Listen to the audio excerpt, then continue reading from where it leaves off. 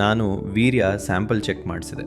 ಅದರೊಳಗೆ ಸ್ಪರ್ಮ್ಸ್ ಇಲ್ಲ ಅಂತ ಬಂದಿದೆ. ನನಗೆ ಮಗು ಆಗುತ್ತಾ? ಇದನ್ನ ನಾವು ಏಜೋಸ್ಪರ್ಮಿಯಾ ಅಂತ ಹೇಳ್ತೀವಿ. ಏಜೋಸ್ಪರ್ಮಿಯಾಗೆ ಕಾರಣ ಏನು ಅನ್ನೋದ್ರ ಮೇಲೆ ನಿಮಗೆ ಮಗು ಆಗುತ್ತಾ ಇಲ್ವಾ ಅಂತ ನಾವು ಹೇಳ್ಬೋದು.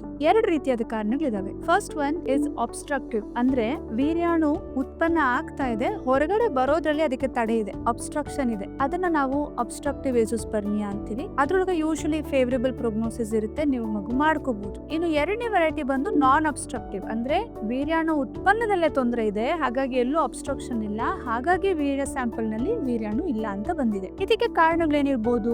ವೀರ್ಯಾಣೋತ್ಪತ್ತಿಯಲ್ಲೇ ತೊಂದರೆ ಇದೆ ಅಂದ್ರೆ ಹಾರ್ಮೋನ್ ಕುಂದುಕೊರತೆ ಇರ್ಬೋದು, ನಿಮ್ಗೆ ಹುಟ್ಟಿನಿಂದಾನೇ ಬಂದಿರುವಂತ ಜೆನೆಟಿಕ್ ಕಾಸಸ್ ಇರ್ಬೋದು, ಇನ್ನು ಕೆಮಿಕಲ್ ಎಕ್ಸ್ಪೋಜರ್ ಆಗ್ಲಿ, ರೇಡಿಯೇಷನ್ ಎಕ್ಸ್ಪೋಜರ್ ಆಗಿದ್ದಿರ್ಬೋದು, ಮುಂಚೆ ನೀವು ಯಾವಾಗ್ಲೂ ಕ್ಯಾನ್ಸರ್ಗೆ ಟ್ರೀಟ್ಮೆಂಟ್ ತಗೊಂಡಿದ್ರು ಕೂಡ, ಅಥವಾ ಜನನಾಂಗಕ್ಕೆ ಯಾವ್ದಾದ್ರು ಸರ್ಜರಿ ಆಗಿದ್ರೆ, ಇಂಜುರಿ ಆಗಿದ್ರೆ ಕೂಡ ವೀರ್ಯಾಣೋತ್ಪತ್ತಿ ತುಂಬಾ ಕಡಿಮೆ ಆಗೋಗುತ್ತೆ. ಇನ್ನು ಟ್ರೀಟ್ಮೆಂಟ್ ಅಂತ ಬಂದಾಗ ಅಬ್ಸ್ಟ್ರಕ್ಟಿವ್ ವೆರೈಟಿ ಅಂತ ಹೇಳಿದ್ನಲ್ಲ, ಅದನ್ನ ಕೆಲವರಿಗೆ ನಾವು ಸರ್ಜರಿ ಮಾಡಿ ಅಬ್ಸ್ಟ್ರಕ್ಷನ್ ನ ರಿಲೀವ್ ಮಾಡಿ ನ್ಯಾಚುರಲ್ ಆಗಿ ಕನ್ಸೀವ್ ಆಗಿ ಕೂಡ ಮಾಡಬಹುದು. ಇನ್ನು ಕೆಲವರಿಗೆ ಸರ್ಜರಿ ಫಲಕಾರಿ ಆಗಲ್ಲ ಅಥವಾ ಸರ್ಜರಿಯಿಂದ ಸರಿ ಹೋಗಲ್ಲ ಅಂದಾಗ ನಾವು ನೇರ ಟೆಸ್ಟಿಸ್ ಇಂದ ಸ್ಯಾಂಪಲ್ ನ ತೆಗೆದಾಗ ನಮ್ಗೆ ವೀರ್ಯಾಣುಗಳು ಸಿಗ್ತವೆ. ಅದನ್ನ ಬಳಸಿ ನಾವು IVF ಅಥವಾ ICSI ಮೆಥಡ್ ಮೂಲಕ ನೀವು ನಿಮ್ಮದೇ ಬಯೋಲಾಜಿಕಲ್ ಮಗುನ ಪಡ್ಕೋಬಹುದು. ಇನ್ನು ಎರಡನೇ ವೆರೈಟಿ ನಾನ್ ಅಬ್ಸ್ಟ್ರಕ್ಟಿವ್ ಏಜೋಸ್ಪರ್ಮಿಯಾ ಇದ್ದಾಗ ಸ್ವಲ್ಪ ಪ್ರೋಗ್ನೋಸಿಸ್ ಕಡಿಮೆ ಅಂತವ್ರಿಗೆ ನಾವು ಕೆಲವರಿಗೆ ಹಾರ್ಮೋನ್ಸ್ ಕೊಟ್ಟು ನೋಡ್ತೀವಿ ವೀರ್ಯಾಣು ಉತ್ಪತ್ತಿ ಏನಾದ್ರೂ ಇಂಪ್ರೂವ್ ಆಗುತ್ತಾ ಅಂತ ಹೇಳಿ. ಆಗದೇ ಇದ್ದ ಪಕ್ಷದಲ್ಲಿ ಅವರಿಗೆ ಕೂಡ ನಾವು ಟೆಸ್ಟಿಸ್ ಇಂದ ಸ್ಯಾಂಪಲ್ ತೆಗೆದು ವೀರ್ಯಾಣುಗಳು ಬರ್ತಾವ ಅಂತ ನೋಡ್ತೀವಿ. ಬಂದವರಿಗೆ ನಾವು IVF ಮೂಲಕನೇ ಅಥವಾ ICSI ಮೂಲಕನೇ ಮಗು ಮಾಡ್ಕೋಬೇಕಾಗುತ್ತೆ.